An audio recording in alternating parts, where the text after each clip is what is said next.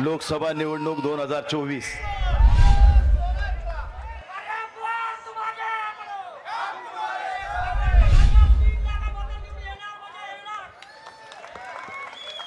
परभणी लोकसभा मतदारसंघातील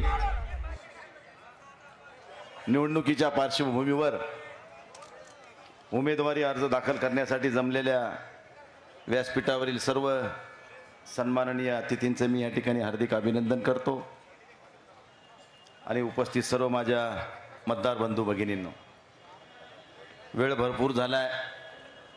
सकाळी 8-9 वाजल्यापासून तुम्ही बाहेर आहेत, त्याचं भान ठेवून मी या ठिकाणी मोजक्या शब्दात आपल्याला या ठिकाणी बोलण्याचा प्रयत्न करतो।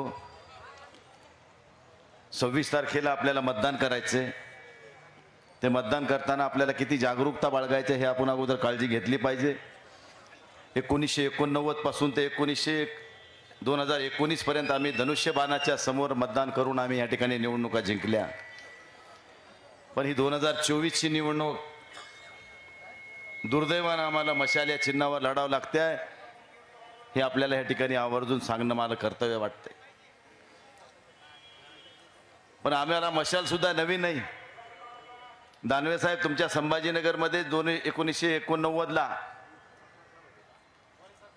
मोरेश्वर सावे साहेबांच्या रूपानं मशाल चिन्ह हे पुरस्कृत शिवसेनेचंच होतं आणि तिच्यावर सुद्धा शिवसेनेचा खासदार या ठिकाणी निवडून आलाच होता आणि परभणीतही शिवसेनेचा खासदार 1990 ला निवडून आला होता, ते धनुष्य बाणाच्या चिन्हावर कैलासवासी अशोकराव देशमुखांच्या रूपानं।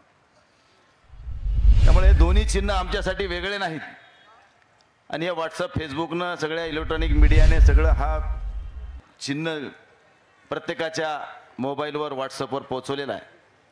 पण काही अशिक्षित लोक जे मोबाईल वापरत नसतील त्यांना थोडं जागरूक करणं हे आपल्यासाठी गरजेचं आहे, म्हणून या ठिकाणी या निमित्तानं सांगतो।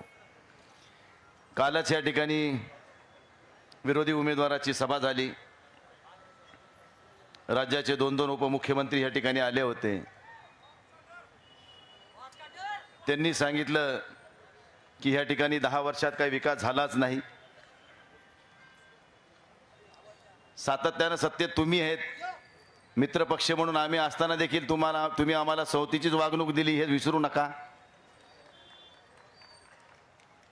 परंतु उद्धव साहेब 2.5 वर्षाचे मुख्यमंत्री काळात असताना मित्रांनो, परभणीमध्ये एक नाही तर एक खाजगी आणि एक शासकीय असे 2 वैद्यकीय महाविद्यालय सुरू होणारा परभणी जिल्हा हा महाराष्ट्रातला एकमेव जिल्हा असू शकतो।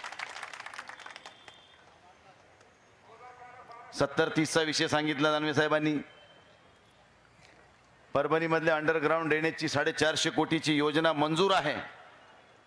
उद्धव साहेबांच्या काळामध्ये 17 सप्टेंबरला उद्धव साहेबांनी संभाजीनगरच्या हुतात्मा स्मारकाच्या दिवशी ज्या दिवशी जाहीर केलेली घोषणा, ती आजही ती फाईल तशीच दाबून ठेवली। परभणी जिल्हा कृषी विद्यापीठामध्ये क्रीडा संकुलाचा 25 एकरवर क्रीडा संकुल उभं करायचं आहे, त्याची फाईल सुद्धा दाबून ठेवली। वरपुडकर साहेबांनी मुख्यमंत्री उद्धव साहेब असताना आणि चव्हाण साहेब या ठिकाणी सार्वजनिक बांधकाम मंत्री असताना या शहरातल्या रस्त्यासाठी आमदार साहेबांनी, आमच्या राहुल पाटलांनी आणि वरपुडकर साहेबांनी 100 कोटी रुपयाचा निधी या शहरातल्या रस्त्यासाठी आणला, त्याची सुद्धा फाईल दाबून टाकली। म्हणजे कुठलंही काम विरोधी पक्षातल्या माणसाला करू द्यायचं नाही आणि केलं नाही म्हणून इकडून बोंबा मारायच्या पुन्हा हेनीच, म्हणजे उलट्या चोरायच्या बोंबा असं म्हणायला या ठिकाणी हरकत नाही। म्हणून मित्रांनो, हे लोक किती राजा हरिश्चंद्रासारखे बोलतात हे आपण उघड्या डोळ्यानं बघतोय। म्हणून लोकशाहीमध्ये पवित्र दान हे मतदान आहे।